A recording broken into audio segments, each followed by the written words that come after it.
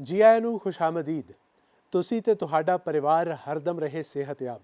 ਇਸੇ ਦੁਆ ਦੇ ਨਾਲ ਲੈ ਹਾਜ਼ਰ ਹਾਂ ਮੈਂ PTC ਨਿਊਜ਼ ਦਾ ਇਹ ਖਾਸ ਉਪਰਾਲਾ ਡਾਕਟਰ ਸਪੀਕ, ਜਿਸ ਵਿੱਚ ਵੱਖ-ਵੱਖ ਬਿਮਾਰੀਆਂ ਬਾਰੇ ਮੈਂ ਕਰਦਾ ਹਾਂ ਚਰਚਾ ਵੱਖ-ਵੱਖ ਡਾਕਟਰਸ ਦੇ ਨਾਲ, ਤਾਂ ਕਿ ਸਹੀ ਸਮੇਂ ਤੇ ਮਿਲ ਸਕੇ ਤੁਹਾਨੂੰ ਸਹੀ ਸਲਾਹ। ਤੇ ਅੱਜ ਦਾ ਸਾਡਾ ਵਿਸ਼ਾ ਹੈ ਮਿਰਗੀ ਦੀ ਬਿਮਾਰੀ, ਜਿਸ ਬਾਰੇ ਗੱਲ ਕਰਨ ਲਈ ਸਾਡੇ ਨਾਲ NHS ਹਸਪੀਟਲ ਜਲੰਧਰ ਤੋਂ ਨੇ ਨਿਊਰੋਲੋਜਿਸਟ ਡਾਕਟਰ ਸੰਦੀਪ ਗੋਇਲ। ਡਾਕਟਰ ਸਾਹਿਬ, ਮੁੜ ਤੋਂ ਤੁਹਾਡਾ ਬਹੁਤ-ਬਹੁਤ ਸਵਾਗਤ ਹੈ ਜੀ। ਧੰਨਵਾਦ ਜੀ। ਪਿਛਲੇ ਐਪੀਸੋਡ ਦੇ ਵਿੱਚ ਜੋ ਅਸੀਂ ਟੌਪਿਕ ਚੁਣਿਆ ਸੀ ਸਿਰ ਦਰਦ, ਸਿਰ ਪੀੜ, ਉਸ ਨੂੰ ਲੈ ਕੇ ਬੜਾ ਹੁੰਗਾਰਾ ਮਿਲਿਆ ਤੇ ਬਹੁਤ ਸਾਰੀ ਮਿਸਕਨਸੈਪਸ਼ਨਸ ਜੋ ਨੇ ਲੋਕਾਂ ਦੀਆਂ ਉਹ ਵੀ ਦੂਰ ਹੋਈਆਂ ਨੇ। ਉਸ ਲਈ ਵੀ ਤੁਸੀਂ ਵਧਾਈ ਦੇ ਪਾਤਰ ਹੋ। ਧੰਨਵਾਦ ਸਰ। ਅੱਛਾ ਡਾਕਟਰ ਸਾਹਿਬ, ਅੱਜ ਦਾ ਜਿਹੜਾ ਟੌਪਿਕ ਹੈ ਉਹ ਮਿਰਗੀ ਦੀ ਸਮੱਸਿਆ ਹੈ, ਮਿਰਗੀ ਦੀ ਬਿਮਾਰੀ ਹੈ। ਇਹ ਤੋਂ ਪਹਿਲੇ ਤਾਂ ਇਹ ਜਾਣਨਾ ਚਾਹਾਂਗਾ ਕਿ ਹਰ ਬੇਹੋਸ਼ੀ ਜਿਹੜੀ ਹੈ ਉਹ ਮਿਰਗੀ ਦਾ ਦੌਰਾ ਹੈ? ਦੇਖੋ, ਬੇਹੋਸ਼ੀ ਅਸੀਂ ਅਕਸਰ ਕਈ ਵਾਰ ਦੇਖਦੇ ਕੋਈ ਬੰਦਾ ਡਿੱਗ ਗਿਆ, ਬੇਹੋਸ਼ ਹੋ ਗਿਆ।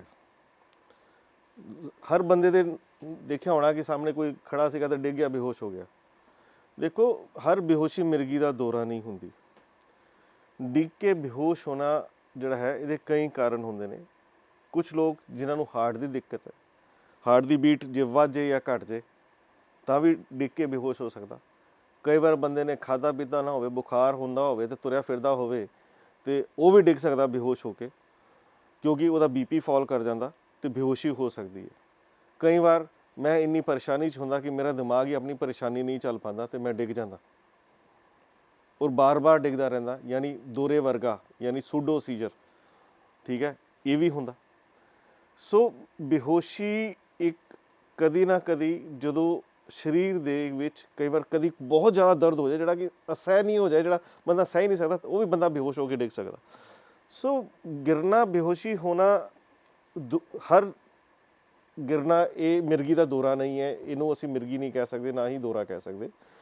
ਸੋ ਇਹ ਜਾਣਨਾ ਕਿ ਡਿੱਗਿਆ ਕਿਉਂ, ਕੀ ਹੋਇਆ, ਕਿਵੇਂ ਹੋਇਆ, ਉਹ ਜਾਣਨਾ ਜ਼ਰੂਰੀ ਹੁੰਦਾ ਤਾਂ ਕਿ ਅਸੀਂ ਦੱਸ ਸਕੀਏ ਕੀ ਹੈ। ਤੇ ਇੱਥੇ ਡਾਕਟਰ ਸਾਹਿਬ, ਜਿਵੇਂ ਤੁਸੀਂ ਹੁਣੇ ਜ਼ਿਕਰ ਕੀਤਾ ਹੈ ਕਿ ਦੌਰਾ ਪੈ ਗਿਆ, ਬੰਦਾ ਡਿੱਗ ਗਿਆ, ਪਰ ਦੌਰਾ ਪੈਣਾ ਜੇ ਇਹਨੂੰ ਡਿਫਾਈਨ ਕਰਨਾ ਹੋਵੇ, ਇਹਦੀ ਡੈਫੀਨੇਸ਼ਨ ਕੀ ਹੈ ਤੇ ਹੈ ਕੀ ਹੈ?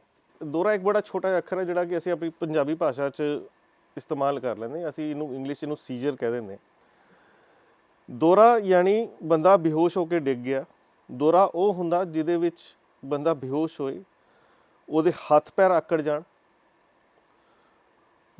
ਦੰਦਲ ਪੈ ਜੇ, ਜੀਭ ਟੁੱਕੀ ਜਾਏ, ਜਾਂ ਮੂੰਹ 'ਚੋਂ ਝੱਗ ਤੇ ਰੇਸ਼ਾ ਤੇ ਖੂਨ ਨਿਕਲਿਆ। ਦੌਰਾ ਜਦੋਂ ਪੈਂਦਾ, ਬੰਦਾ ਬੇਹੋਸ਼ ਹੋ ਕੇ ਡਿੱਗਦਾ ਤੇ ਸੱਟ ਵੀ ਲੱਗ ਸਕਦੀ। ਕਈ ਵਾਰ ਸਿਰ ਤੇ ਸੱਟ ਲੱਗ ਸਕਦੀ, ਕਈ ਵਾਰ ਬੰਦਾ ਸਾਈਡ ਤੇ ਡਿੱਗੇ ਹੱਡੀ ਟੁੱਟ ਸਕਦੀ, ਜਾਂ ਬਹੁਤ ਜ਼ੋਰ ਦੀ ਉਚਾਈ ਤੋਂ ਡਿੱਗ ਜਾਏ ਤੇ ਲੱਤ ਦੀ ਹੱਡੀ ਟੁੱਟ ਸਕਦੀ। ਤੇ ਨਾਲੇ ਜਦੋਂ ਦੌਰਾ ਪੈਂਦਾ, ਦੌਰਾ ਥੋੜ੍ਹੀ ਦੇਰ ਆਮ ਫਾਲ ਤੋਂ, ਯਾਨੀ ਆਮ ਬੰਦਾ ਜਦੋਂ ਡਿੱਗਿਆ ਬੇਹੋਸ਼ ਹੁੰਦਾ ਤੇ ਆਮ ਕੋਈ ਸਿੰਕਪੀ ਜਿਹਨੂੰ ਕਹਿੰਦੇ, ਉਹ ਬੰਦਾ ਉੱਠ ਕੇ ਨਾਲ ਹੀ ਖੜਾ ਹੋ ਜਾਂਦਾ। ਲੇਕਿਨ ਜੇ ਦੌਰਾ ਹੁੰਦਾ ਤੇ ਬੰਦੇ ਨੂੰ 2-3 ਮਿੰਟ ਲੱਗਦੇ ਹੈ, ਜਿਹਦੇ ਵਿੱਚ ਉਹ ਇੱਦਾਂ ਆਕੜਿਆ ਰਹਿੰਦਾ ਜਾਂ ਹੱਥ ਪੈਰ ਮਾਰਦਾ ਰਹਿੰਦਾ, ਤੇ ਜਦੋਂ ਹੋਸ਼ ਆਉਂਦਾ ਤਾਂ ਇੱਕਦਮ ਹੋਸ਼ ਨਹੀਂ ਆਉਂਦਾ। ਉਹਦੇ ਨਾਲ ਬੰਦੇ ਨੂੰ ਜਦੋਂ ਹੋਸ਼ ਆ ਰਿਹਾ ਹੁੰਦਾ, ਬੰਦਾ ਉਲਟ ਪੁਲਟ ਹੁੰਦਾ, ਦਿਲ ਕੱਚਾ ਉਲਟੀ ਹੁੰਦਾ, ਬੰਦਾ ਉਲਟੀਆਂ ਮਾਰਨ ਲੱਗ ਜਾਂਦਾ, ਉਹ ਬੇਹੋਸ਼ੀ ਤੋਂ ਉੱਠਦਾ ਤੇ ਇੱਕਦਮ ਨੋਰਮਲ ਨਹੀਂ ਹੁੰਦਾ, ਇੱਕਦਮ ਬੰਦਾ ਨੋਰਮਲ ਗੱਲਬਾਤ ਨਹੀਂ ਕਰਦਾ ਔਰ ਉਹਨੂੰ ਕੁਛ ਪਲ ਲੱਗਦੇ ਆ ਠੀਕ ਹੋਣ 'ਚ।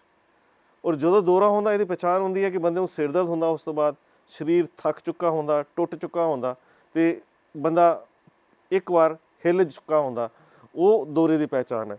ਯਾਨੀ ਜਦੋਂ ਬੇਹੋਸ਼ੀ ਦੇ ਨਾਲ ਦੰਦਲ ਪਏ, ਜੀਭ ਟੁੱਕੀ ਜਾਏ, ਖੂਨ ਨਿਕਲੇ, ਬੰਦਾ 2-3 ਮਿੰਟ 4 ਮਿੰਟ ਬੇਹੋਸ਼ ਰਹੇ, ਨਾਲ ਹੀ ਕੋਈ ਸੱਟ ਲੱਗ ਜਾਏ, ਜਾਂ ਉਸ ਤੋਂ ਬਾਅਦ ਉਹਨੂੰ ਉਲਟੀਆਂ ਜਾਂ ਸਿਰ ਦਰਦ, ਜਾਂ ਉਹ ਕੁਛ ਟਾਈਮ ਲੈ ਠੀਕ ਹੋਣ ਨੂੰ, ਉਹਨੂੰ ਜੋ ਉਸ ਤਰ੍ਹਾਂ ਦੀ ਬੇਹੋਸ਼ੀ ਹੈ ਉਹਨੂੰ ਅਸੀਂ ਦੌਰਾ ਕਹਿੰਦੇ ਹਾਂ। ਤੇ ਡਾਕਟਰ ਸਾਹਿਬ, ਜੇ ਬੰਦੇ ਨੂੰ ਦੌਰਾ ਪੈ ਗਿਆ ਜਾਂ ਬੇਹੋਸ਼ੀ ਉਹਨੂੰ ਹੋ ਗਈ ਹੈ, ਇਹਨੂੰ ਲੈ ਕੇ ਵੀ ਬੜੀਆਂ ਸਾਰੀਆਂ ਧਾਰਨਾਵਾਂ ਨੇ ਕਿ ਕੀ ਉਸ ਵੇਲੇ ਕਰਨਾ ਚਾਹੀਦਾ। ਕੋਈ ਕਹਿੰਦਾ ਇਹਨੂੰ ਇਹਦੇ ਮੂੰਹ 'ਚ ਚਮਚ ਪਾ ਦਿਓ, ਕੋਈ ਬੂਟ ਸੰਘਾ ਦਿਓ, ਬੜੀ ਸਾਰੀਆਂ ਧਾਰਨਾਵਾਂ ਨੇ, ਪਰ ਫਸਟ ਏਡ ਉਸ ਵੇਲੇ ਕੀ ਹੋਣੀ ਚਾਹੀਦੀ ਹੈ? ਦੇਖੋ, ਸਭ ਤੋਂ ਪਹਿਲਾਂ ਤਾਂ ਜਾਣਨਾ, ਕੋਈ ਵੀ ਬੰਦਾ ਬੇਹੋਸ਼ ਹੋਏ, ਤੁਸੀਂ ਕਿੱਥੇ ਵੀ ਤੁਰੇ ਜਾ ਰਹੇ ਹੋ, ਤੁਹਾਡੇ ਸਾਹਮਣੇ ਕੋਈ ਬੰਦਾ ਡਿੱਗ ਜਾਂਦਾ, ਬੇਹੋਸ਼ ਹੁੰਦਾ, ਤੇ ਤੁਸੀਂ ਕੀ ਕਰਦੇ ਹੋ? ਤੁਸੀਂ ਉਹਦੇ ਵੱਲ ਪਹੁੰਚਦੇ ਹੋ, ਸਾਰੀ ਦੁਨੀਆ ਜਿਹੜੀ ਹੁੰਦੀ ਉਹ ਵੀ ਉਹਦੇ ਨਾਲ ਪਹੁੰਚ ਜਾਂਦੀ। ਸੋ ਜੇ ਇੱਕ ਬੰਦਾ ਡਿੱਗਿਆ, 50 ਬੰਦੇ ਉੱਤੇ ਆ ਗਏ ਔਰ ਜਿਹੜੀ ਆਕਸੀਜਨ ਉਸ ਬੰਦੇ ਨੂੰ ਮਿਲਣੀ ਸੀ ਉਹ ਅਸੀਂ ਪਰੇ ਕਰਤੀ। ਸੋ ਜਦੋਂ ਦੌਰਾ ਦੇਖੋ ਕਿ ਬੰਦਾ ਡਿੱਗਿਆ, ਬੇਹੋਸ਼ ਹੋਇਆ, ਜੇ ਤੁਹਾਨੂੰ ਕੁਛ ਨੌਲੇਜ ਹੋਵੇ ਮੈਡੀਕਲ ਸਾਇੰਸ ਦੀ, ਤਾਂ ਕਿਰਪਾ ਕਰਕੇ ਜੇ ਇੱਕੋ ਹੀ ਕੰਮ ਕਰਨਾ, ਜੇ ਬੰਦਾ ਬੇਹੋਸ਼ ਹੋ ਕੇ ਡਿੱਗਿਆ ਉਹਨੂੰ ਚੁੱਪ ਕਰਕੇ ਸਾਈਡ 'ਤੇ ਕਰ ਦਿਓ। ਯਾਨੀ ਜੇ ਮੈਂ ਇੱਦਾਂ ਡਿੱਗਿਆ, ਦੌਰਾ ਪੈ ਰਿਹਾ ਮੈਨੂੰ, ਮੈਨੂੰ ਚੁੱਪ ਕਰਕੇ ਸਾਈਡ ਤੇ ਕਰ ਦਿਓ, ਸੱਜੇ ਜਾਂ ਖੱਬੇ, preferably to the left side, ਮਤਲਬ ਖੱਬੀ ਸਾਈਡ ਤੇ ਕਰ ਦਿਓ। ਆਸ-ਪਾਸ ਦੇ ਲੋਕੀ ਉਹਨਾਂ ਨੂੰ ਕਹੋ ਜਰਾ ਦੂਰ ਹੋ ਜਾਓ, ਹਵਾ ਆ ਲੈਣ ਦਿਓ। ਸਾਈਡ ਤੇ ਕਿਉਂ ਕਰਨਾ? ਸਾਈਡ ਤੇ ਇਸ ਲਈ ਕਰਨਾ ਕਿ ਜਦੋਂ ਬੰਦਾ ਬੇਹੋਸ਼ ਹੋ ਕੇ ਦੌਰਾ ਪੈਂਦਾ ਉਹਨੂੰ ਉਲਟੀਆਂ ਆਉਣ ਜਾਂਦੀਆਂ, ਜੋ ਕਿ ਮੈਂ ਪਹਿਲਾਂ ਦੱਸਿਆ। ਜੇ ਉਲਟੀ ਹੈ ਜਾਂ ਕੋਈ ਰੇਸ਼ਾ ਹੈ, ਜਦੋਂ ਦੌਰਾ ਪੈਂਦਾ ਥੁੱਕ ਪੈ ਜਾਂਦਾ ਮੂੰਹ ਦੇ ਵਿੱਚ, ਇਕੱਠਾ ਹੋ ਜਾਂਦਾ, ਉਹ ਉਲਟੀ ਰੇਸ਼ਾ ਸਾਈਡ ਤੇ ਨਿਕਲ ਜਾਏਗਾ, ਉਹ ਸਿੱਧਾ ਜਾ ਕੇ ਫੇਫੜੇ 'ਚ ਨਹੀਂ ਜਾਏਗਾ। ਕਈ ਵਾਰ ਦੇਖਦੇ ਆ ਕਿ ਬੰਦੇ ਨੂੰ ਦੌਰਾ ਪਿਆ ਹੁੰਦਾ ਔਰ ਉਲਟੀ ਉਹ ਫੇਫੜੇ 'ਚ ਹੀ ਲੈ ਜਾਂਦਾ ਤੇ ਬੰਦੇ ਨੂੰ ਦਿੱਕਤ ਆ ਜਾਂਦੀ ਔਰ ਬੰਦੇ ਨੂੰ ਕਈ ਵਾਰ ਸਾਹ ਦੀ ਮਸ਼ੀਨ ਤੇ ਰੱਖਣਾ ਪੈਂਦਾ, ਚਾਹੇ ਪਿਆ ਇੱਕ ਸਿੰਪਲ ਦੌਰਾ ਹੀ ਹੋਵੇ। ਸੋ ਚੁੱਪ ਕਰਕੇ ਪੇਸ਼ੈਂਟ ਨੂੰ ਇੱਕ ਸਾਈਡ ਤੇ ਲਿਟਾ ਦਿਓ, ਸੱਜੇ ਜਾਂ ਖੱਬੇ, ਕੁਝ ਪਲ ਜਦ ਤੱਕ ਬੰਦਾ ਹੋਸ਼ ਨਹੀਂ ਆਉਂਦਾ ਉਹਨੂੰ ਸਾਈਡ ਤੇ ਹੀ ਰੱਖਣਾ। ਜਦ ਤੱਕ ਉਹ ਉਲਟੀ ਕਰਦਾ ਉਹਨੂੰ ਸਾਈਡ ਤੇ ਹੀ ਰੱਖਣਾ। ਲੋਕੀ ਕੀ ਕਰਦੇ, ਪਾਣੀ ਪਿਆਉਣ ਲੱਗ ਜਾਂਦੇ, ਗਿਲਾਸ ਲਿਆਓ, ਚਮਚ ਲਿਆਓ, ਪਾਣੀ ਦਿਓ। ਉਲਟਾ ਉਹਦਾ ਰੇਸ਼ਾ ਬਾਹਰ ਕੱਢਣਾ ਬਜਾਏ ਕਿ ਉਹਦੇ ਮੂੰਹ 'ਚ ਪਾਉਣ ਦੇ। ਸੋ ਕੁਛ ਨਹੀਂ ਪਾਣਾ ਉਹਦੇ ਮੂੰਹ ਦੇ ਵਿੱਚ। ਲੋਕੇ ਚਮਚ ਪਾ ਦਿਓ ਜੀ ਮੂੰਹ 'ਚ। ਜੇ ਚਮਚ ਪਾਵਾਂਗੇ ਜਾਂ ਕੋਈ ਵੀ ਮੈਟਲ ਚੀਜ਼ ਪਾਵਾਂਗੇ, ਜੇ ਉਹਦੇ ਮੂੰਹ 'ਚ ਪਾਵਾਂਗੇ, ਦੌਰੇ ਦਾ ਜਿਹੜਾ ਕਲੈਂਚ ਹੁੰਦਾ ਨਾ, ਜਿਹੜਾ ਆਕੜਿਆ ਹੁੰਦਾ ਮੂੰਹ, ਇਹਨੂੰ ਦੁਨੀਆ ਦੀ ਕੋਈ ਤਾਕਤ ਪਰੇ ਨਹੀਂ ਕਰ ਸਕਦੀ। ਜੇ ਤੁਸੀਂ ਚਮਚ ਪਾਓਗੇ ਉਹਦੇ ਦੰਦ ਜਾਣਗੇ, ਔਰ ਜੇ ਤੁਸੀਂ ਆਪਦੀ ਉਂਗਲ ਪਾਓਗੇ ਤੇ ਤੁਹਾਡੀ ਉਂਗਲ ਜਾਏਗੀ। ਕਈ ਵਾਰ ਦੇਖਿਆ ਅਸੀਂ ਮਰੀਜ਼ ਦੇ ਰਿਸ਼ਤਾ ਜੀ ਦੌਰਾ ਪਿਆ ਜੀ, ਅਸੀਂ ਉਂਗਲ ਦੇਤੀ, ਮੇਰੀ ਉਂਗਲ ਵੀ ਡਾਕਟਰ ਸਾਹਿਬ ਦੇਖੋ ਆਹ ਹੱਡੀ ਟੁੱਟ ਗਈ। ਤੁਸੀਂ ਇਸ ਨੂੰ ਨਹੀਂ ਰੋਕ ਸਕਦੇ, ਤੁਸੀਂ ਸਿਰਫ ਪੇਸ਼ੈਂਟ ਨੂੰ ਸਾਈਡ ਤੇ ਟਰਨ ਕਰ ਸਕਦੇ ਤਾਂ ਕਿ ਉਹਦਾ ਰੇਸ਼ਾ ਬਾਹਰ ਨਿਕਲ ਜਾਏ, ਔਰ ਮੂੰਹ 'ਚ ਕੁਝ ਨਹੀਂ ਪਾਣਾ। ਇੱਕ ਅਲੱਗ ਚੀਜ਼ ਜੋ ਦੇਖਦੇ ਆ, ਜੁੱਤੀ ਲਿਆਓ, ਪਿਆਜ਼ ਲਿਆਓ, ਸੜਿਆ ਪਿਆਜ਼ ਲੈ ਕੇ ਆਓ। ਦੌਰਾ ਜਿਹੜਾ ਹੁੰਦਾ 2 ਜਾਂ 3 ਮਿੰਟ ਤੋਂ ਜ਼ਿਆਦਾ ਨਹੀਂ ਹੁੰਦਾ, ਮੈਕਸਿਮਮ 4 ਮਿੰਟ। ਜਦ ਤੱਕ ਜੁੱਤੀ ਲੈ ਕੇ ਆਓਗੇ ਜਾਂ ਪਿਆਜ਼ ਲੈ ਕੇ ਆਓਗੇ, ਦੌਰਾ ਤਾਂ ਆਪਣੇ ਆਪ ਹੀ ਠੀਕ ਹੋ ਚੁੱਕਾ ਹੋਣਾ। ਸੋ ਚੁੱਪ ਕਰਕੇ ਪੇਸ਼ੈਂਟ ਨੂੰ ਸਾਈਡ ਤੇ, ਸਟੇ ਕਾਮ, ਸਟੇ ਕੂਲ। ਦੌਰਾ ਕੁਛ ਪਲ ਦੀ ਚੀਜ਼ ਹੈ, ਉਸ ਨੂੰ ਤੁਸੀਂ ਜੇ ਮਰੀਜ਼ ਨੂੰ ਹਵਾ ਆ ਲੈਣ ਦਿਓ, ਉਹਨੂੰ ਇੰਜਰੀ ਤੋਂ ਬਚਾਓ। ਇੰਜਰੀ ਤੋਂ ਕਈ ਵਾਰ ਬੰਦੇ ਨੇ ਟਾਈ ਪਾਈ ਹੁੰਦੀ ਹੈ, ਉਹ ਟਾਈ ਲੂਜ਼ ਕਰ ਦਿਓ। ਕੋਈ ਤਿੱਖੀ ਚੀਜ਼ ਨੇੜੇ ਪਈ ਹੈ ਉਹਨੂੰ ਦੂਰ ਕਰ ਦਿਓ। ਕਈ ਵਾਰ ਬੰਦੇ ਨੇ ਕੁਛ ਚੀਜ਼ ਪਾਈ ਹੁੰਦੀ ਜਿਹੜੀ ਇੱਕਦਮ ਉਹਨੂੰ ਇੰਜਰ ਕਰ ਸਕਦੀ ਹੈ, ਠੀਕ ਹੈ, ਉਹਨੂੰ ਦੂਰ ਕਰ ਦਿਓ। ਪੇਸ਼ੈਂਟ ਨੂੰ ਕੁਛ ਪਲ ਸਾਹ ਆ ਲੈਣ ਦਿਓ, ਤੇ ਜੇ ਕੋਈ ਉਲਟੀ ਆਉਂਦੀ ਉਹਨੂੰ ਬਾਹਰ ਕੱਢ ਲੈਣ ਦਿਓ, ਰੇਸ਼ਾ ਬਾਹਰ ਕੱਢ ਲੈਣ ਦਿਓ। ਪੇਸ਼ੈਂਟ ਨੇ, ਮਰੀਜ਼ ਨੇ ਥੋੜੀ ਦੇਰ ਬਾਅਦ ਖੁਦ ਹੀ ਉੱਠ ਜਾਣਾ। ਸੋ ਦੌਰਾ ਪੈਂਦੇ ਜਸਟ ਸਟੇ ਕਾਮ, ਸਾਹ ਆਉਣ ਦੇਣਾ, ਉਲਟੀ ਬਾਹਰ ਕੱਢ ਲੈਂਦਾ, ਦੌਰਾ ਬਾਅਦ ਮਰੀਜ਼ ਨੇ ਠੀਕ ਹੋ ਜਾਣਾ। ਬਿਲਕੁਲ, ਇਹ ਗੱਲਾਂ ਜੋ ਡਾਕਟਰ ਸਾਹਿਬ ਨੇ ਕਹੀਆਂ ਨੇ ਧਿਆਨ ਦੇਣ ਵਾਲੀਆਂ ਨੇ। ਜੇ ਤੁਹਾਨੂੰ ਜਾਂ ਤੁਹਾਡੇ ਆਸ-ਪਾਸ ਕਿਸੇ ਨੂੰ ਜਦ ਦੌਰਾ ਪੈਂਦਾ ਤੇ ਪਹਿਲੇ ਤੇ ਜਿਵੇਂ ਕਿਹਾ ਕਿ ਲੈਫਟ ਸਾਈਡ ਸੇ ਪ੍ਰੈਫਰੇਬਲੀ ਖੱਬੇ ਪਾਸੇ ਉਸ ਨੂੰ ਲਟਾਣਾ, ਆਕਸੀਜਨ ਦੀ ਸਪਲਾਈ ਉਹਨੂੰ ਪੂਰੀ ਹੋਣੀ ਚਾਹੀਦੀ ਹੈ ਤੇ ਉਲਟੀ ਰੇਸ਼ਾ ਜਿਹੜਾ ਉਹ ਬਾਹਰ ਨਿਕਲਣਾ ਚਾਹੀਦਾ, ਇਸ ਦਾ ਧਿਆਨ ਰੱਖਣਾ। ਤੇ ਪਾਣੀ ਜਿਹੜਾ ਉਹਦੇ ਮੂੰਹ 'ਚ ਨਹੀਂ ਪਾਣਾ, ਇਹਨਾਂ ਗੱਲਾਂ ਦਾ ਧਿਆਨ ਰੱਖਣਾ ਬਹੁਤ ਜ਼ਰੂਰੀ। ਡਾਕਟਰ ਸਾਹਿਬ, ਹੁਣ ਤੁਸੀਂ ਮਿਰਗੀ ਦੇ ਬਾਰੇ ਤੇ ਦੱਸਿਆ, ਪਰ ਪਹਿਲੇ ਤੇ ਤੁਹਾਡੇ ਤੋਂ ਇਹ ਜਾਣਨਾ ਚਾਹਾਂਗਾ ਕਿ ਆਮ ਤੌਰ ਤੇ ਇਹ ਵੇਖਿਆ ਜਾਂਦਾ ਹੈ ਕਿ ਇਸ ਨੂੰ ਭੂਤ ਪ੍ਰੇਤ ਨਾਲ ਜੋੜ ਕੇ ਵੇਖਿਆ ਜਾਂਦਾ।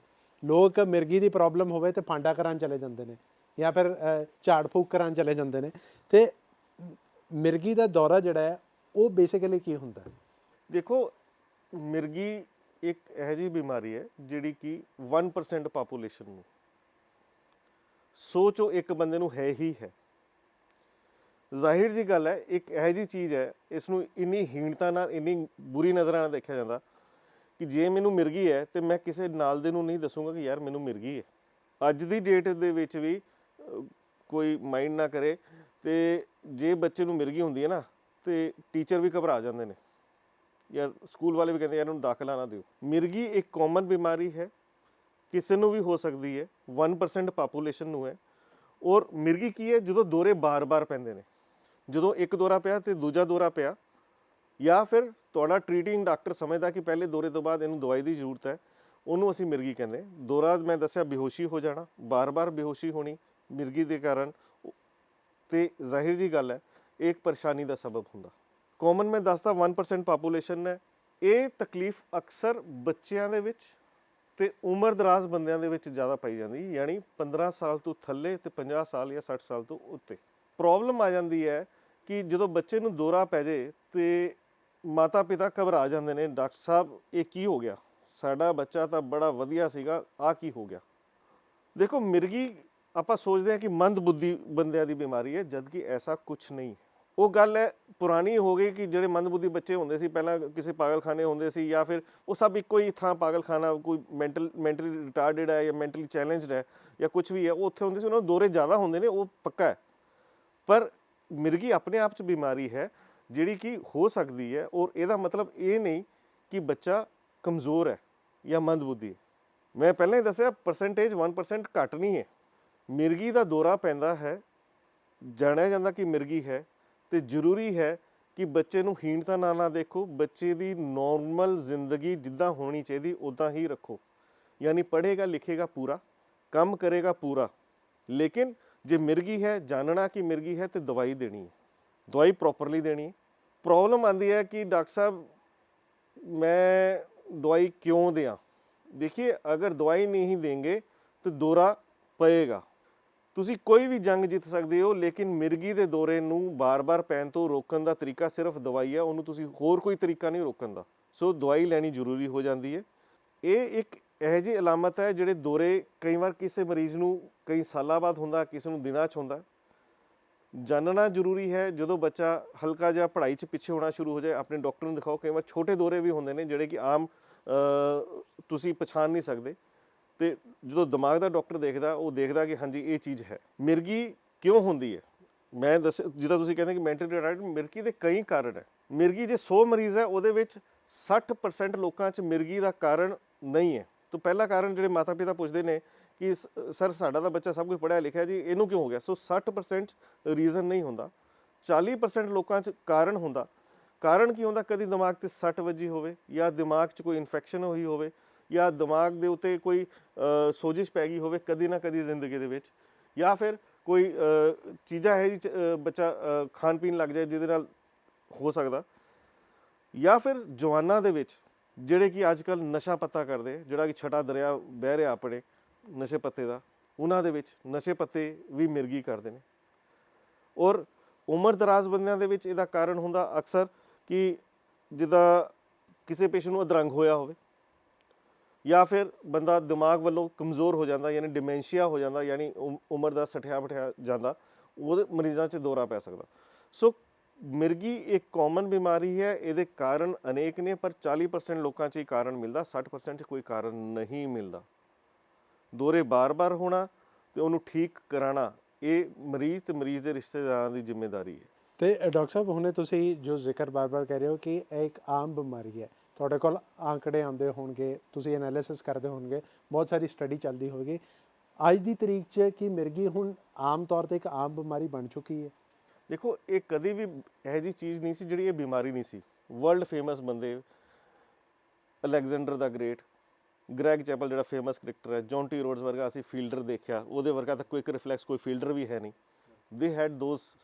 ਦੇ ਹੈਡ ਐਪੀਲੈਪਸੀ, ਯਾਨੀ ਮਿਰਗੀ ਸੀ। ਸੋ ਮਿਰਗੀ, ਮੈਂ ਫਿਰ ਦੁਬਾਰਾ ਕਹਿ ਰਿਹਾ ਕਿ ਇਹ ਬਿਮਾਰੀ ਹੈ, ਇਸ ਨੂੰ ਜਾਣਨਾ। ਲੋਕੀ ਕੀ ਕਰਦੇ ਕਿ ਮਿਰਗੀ ਹੋ ਗਈ ਜੀ, ਚਲੋ ਫਾਂਡਾ ਕਰਾਉਣ ਚੱਲ ਜਾਓ, ਜਿੱਦਾਂ ਤੁਸੀਂ ਕਿਹਾ, ਜਾਂ ਇਹਦੀ ਕੋਈ ਸੇਵਾ ਕਰਦੇ ਰਹੋ, ਜਾਂ ਪੀਰਾਂ ਦੇ ਜਾਂਦੇ ਰਹੋ। ਅੱਜ ਦੀ ਡੇਟ 'ਚ ਵੀ ਜੇ ਮੇਰੇ ਕੋਲ 10 ਮਰੀਜ਼ ਮਿਰਗੀ ਦਾ ਆ ਰਿਹਾ, ਤੇ 4 ਬੰਦੇ ਫਾਂਡਾ ਕਰਾ ਕੇ ਹੀ ਆਉਂਦੇ ਨੇ।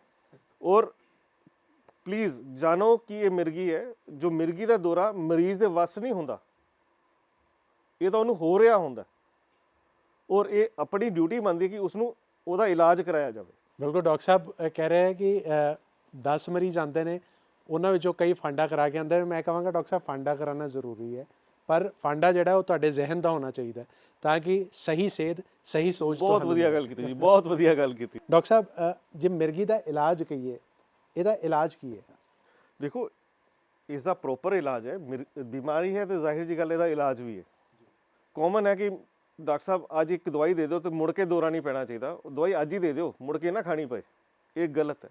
ਦੇਖੋ, ਜਿਹੜੀ ਇਹਦੀ ਦਵਾਈਆਂ ਹੈ, ਮਿਰਗੀ ਦੀ ਦਵਾਈਆਂ ਕਈ ਨੇ, ਕਈ ਤਰ੍ਹਾਂ ਦੀ ਨੇ। ਹੁਣ ਤਾਂ ਰੱਬ ਦੀ ਦਇਆ ਨਾਲ 20-25 ਤਰ੍ਹਾਂ ਦੀ ਦਵਾਈਆਂ ਆ ਚੁੱਕੀਆਂ ਜਿਹੜੇ ਕਿ ਦੌਰੇ ਠੀਕ ਕਰਦੀਆਂ, ਔਰ ਇਫੈਕਟਿਵ ਵੀ ਨੇ, ਬਹੁਤ ਅਸਰਦਾਰ ਨੇ। ਪਰ ਇਹੋ ਜਿਹਾ ਕੁਛ ਨਹੀਂ ਹੈ ਕਿ ਮੈਂ ਅੱਜ ਦਿੱਤਾ ਤੇ ਮੁੜ ਕੇ ਦੌਰਾ ਨਹੀਂ ਪਏਗਾ। ਦੌਰਾ ਪੈਣਾ ਹੀ ਹੈ। ਜੇ ਤੁਸੀਂ ਦਵਾਈ ਨਹੀਂ ਲਓਗੇ, ਤੇ ਦਵਾਈ ਨੂੰ ਲਓਗੇ, ਨਿਯਮਬੱਧ ਲਓਗੇ, ਡਾਕਟਰ ਦੀ ਸਲਾਹ ਨਾਲ ਲਓਗੇ, ਫਿਰ ਤਾਂ ਤੁਸੀਂ ਠੀਕ ਰਹੋਗੇ।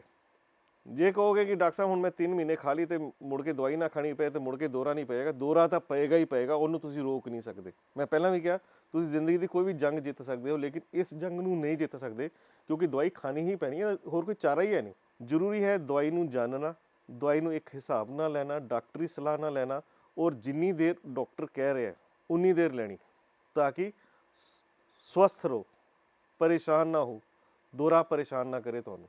ਤੇ ਜਿਵੇਂ ਤੁਸੀਂ ਉਹਨੇ ਡਾਕਟਰ ਸਾਹਿਬ ਕਿਹਾ ਕਿ ਦਵਾਈ ਤੇ ਲੈਣੀ ਪਏਗੀ, ਕਈ ਲੋਕਾਂ ਦੀ ਇਹ ਵੀ ਸਟੇਟਮੈਂਟ ਆਉਂਦੀ ਹੈ, ਸਾਡੇ ਵਿਊਅਰਸ ਦਾ ਵੀ ਇਹ ਸਵਾਲ ਸਾਡੇ ਕੋਲ ਆਇਆ ਹੈ ਕਿ ਦੌਰੇ ਜਿਹੜੇ ਨੇ ਉਹ ਪੂਰੀ ਤਰ੍ਹਾਂ ਖਤਮ ਨਹੀਂ ਹੁੰਦੇ, ਇਹਦੇ ਬਾਰੇ ਤੁਸੀਂ ਕੀ ਕਹੋਗੇ? ਦੇਖੋ ਐਸਾ ਹੈ, ਮਿਰਗੀ ਇੱਕ ਫੇਜ਼ ਹੈ ਲਾਈਫ ਦਾ। ਜੇ ਮੈਂ ਅੱਜ ਇੱਕ ਮਰੀਜ਼ ਨੂੰ ਦਵਾਈ ਸ਼ੁਰੂ ਕਰਦਾ, ਪਹਿਲੀ ਦਵਾਈ ਸ਼ੁਰੂ ਕਰਨ ਤੋਂ ਬਾਅਦ 95% ਚਾਂਸ ਹੈ ਕਿ ਉਹਨੂੰ ਕਦੀ ਜ਼ਿੰਦਗੀ 'ਚ ਦੌਰਾ ਨਹੀਂ ਪਏਗਾ। ਲੇਕਿਨ ਜੇ 100 ਮਰੀਜ਼ ਹੈ ਮੇਰੇ ਕੋਲ ਮਿਰਗੀ ਦਾ, 60-70 ਤਾਂ ਇੱਕ ਵਾਰ ਦਵਾਈ ਦਿੱਤੀ ਠੀਕ ਹੋ ਜਾਣਗੇ, ਮੁੜ ਕੇ ਦੌਰਾ ਨਹੀਂ ਪਏਗਾ।